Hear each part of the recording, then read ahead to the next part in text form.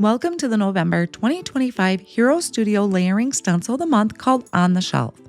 Let's take a look at this month's product. This month's stencil set includes 4 layering stencils that let you build 3 shelves filled with books simply by adding your favorite ink colors. Each layer adds more detail and dimension, and the registration squares in the corners make lining everything up quick and easy. You can customize your shelves with endless color combinations and themes. Think bright and cheerful, warm and cozy, or even a vintage library vibe.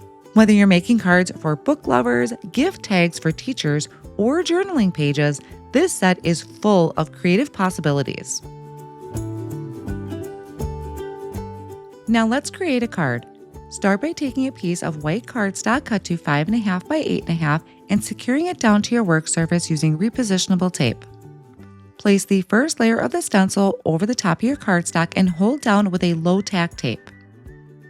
I'm going to start with a light blue ink and a blending brush to apply the color over the open areas of the stencil. In this case, I am using Mist ink from Hero Arts.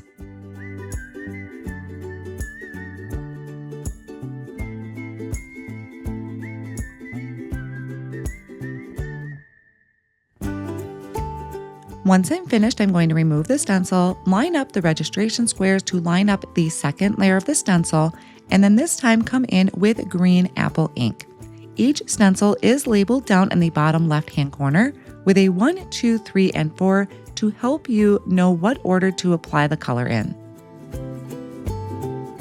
For the third layer of the stencil, I'm going to bring in the Mist ink once again, but this time I'm going to apply a heavier hand to get a little bit more application.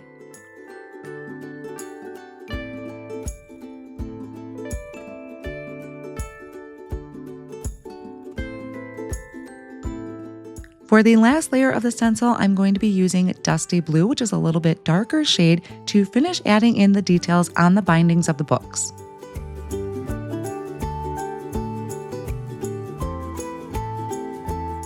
To perfectly fit an A2 size card front, I'm going to trim out my panel using the largest die in the Nesting Rectangles die set. I created a side folding card base, added tape runner to the front, and attached my card front to my card base. To embellish the card front, I combined die cuts from the November 2025 Die of the Month with a stamped sentiment from the card kit. To separate them from the blended background, I cut a circle from vellum and layered my stacked die cuts on top with liquid glue.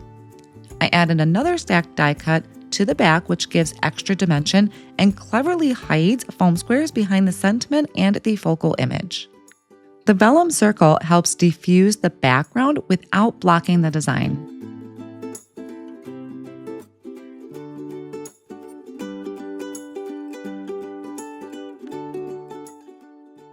Thank you for joining. We can't wait to see your creations.